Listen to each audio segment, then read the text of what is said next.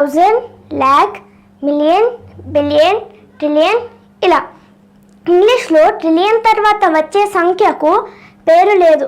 మరి మన ఋషులు మనకు తెలియజేసిన సంఖ్యామానం ఎలా ఉందో ఒకసారి చూద్దామా?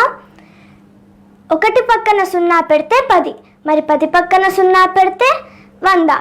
ఇలా వాటి పక్కన సున్నాలు పెడితే వాటిని ఏమంటారో మనకు కోటి వరకు మాత్రమే తెలుసు.